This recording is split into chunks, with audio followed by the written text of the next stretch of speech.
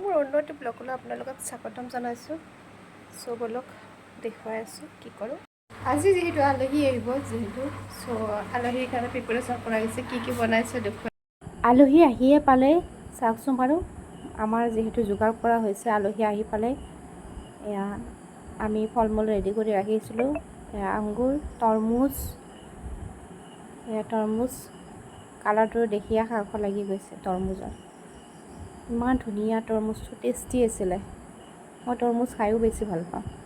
তাৰপিছত চাহৰ যোগাৰ কৰিলোঁ। এয়া মালপোৱা, পিঠা, নাৰিকলৰ পিঠা, এইটো এটা নাৰিকলৰ পিঠা আছিলে, মিঠাই, এইটো মিঠাই, এয়া পাপৰ, কেক, গোল্লা, এনেকৈ ধেৰ কিবা কিবি আছিলে আৰু চাহৰ যোগাৰ দি দিলোঁ।